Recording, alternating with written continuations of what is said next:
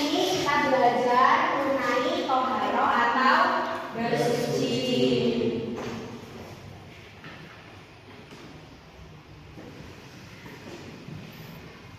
Sebelum mulai pembelajaran, siapa yang tidak hadir hari ini? Ada? Nihil. Beneran. Oke, kalau nihil sekarang kita lanjut ke pembelajaran. Yang pertama yaitu tujuan pembelajaran. Jadi tujuan pembelajaran hari ini yaitu menjelaskan pengertian toharo. Yang kedua, menyebutkan macam-macam toharo. Dan yang ketiga, menjelaskan cara bersuci yang benar. Yang pertama yaitu toharo. Ada yang sudah pernah dengar toharo itu apa? Toharo itu artinya bersuci. Bersuci dari apa? Bersuci dari hadas dan najis agar dapat melakukan ibadah seperti sholat, mengaji, tawaf, dan ibadah yang lainnya. Jadi sebelum kita melaksanakan ibadah, kita harus bersuci. Yang kedua, macam-macam toharo. Macam-macam toharo itu ada berapa? 2. Yang pertama yaitu toharo atau bersuci dari hadas. Yang kedua, toharo atau bersuci dari najis. Hadas itu apa toh, Bu?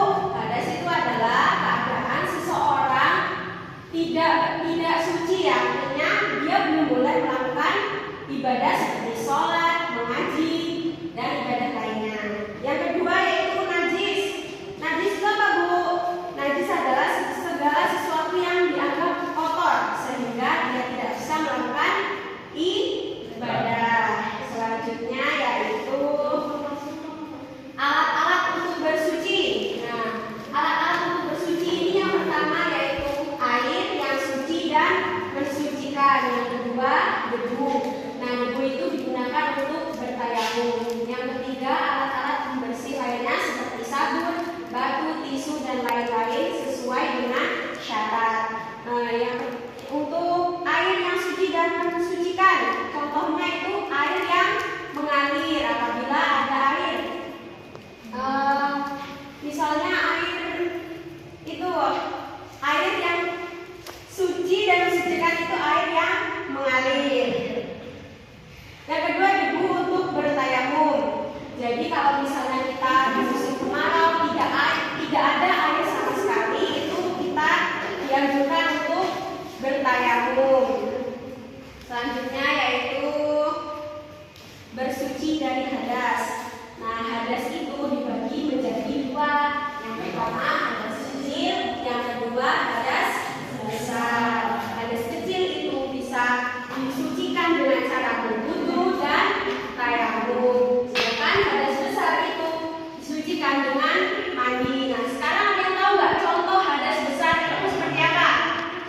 Nanti kalau ada yang tahu, ibu kasih sesuatu.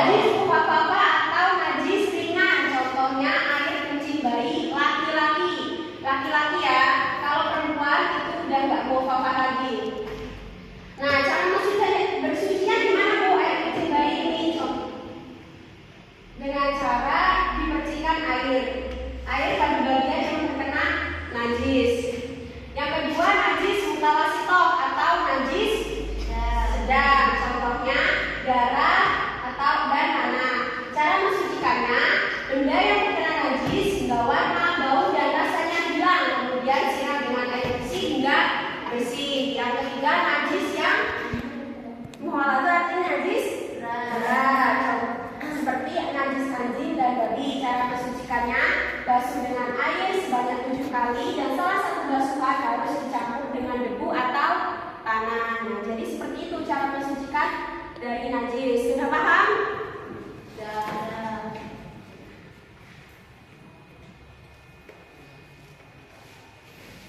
Nah, sekarang tadi Ibu udah kirim di HP kalian, silakan dibuka. Sekarang kalian bentuk kelompok menjadi 3 kelompok.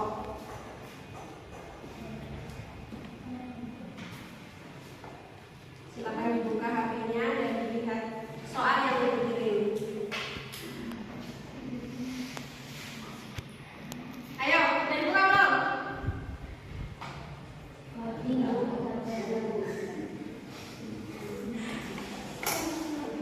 Nah, ini soalnya. Jadi kalian cukup itu ada soal. Nah, soal itu benar atau salah. Nah, kalian tinggal tulis di sini benar atau salah itu ya. Ayo dibentuk kelompok.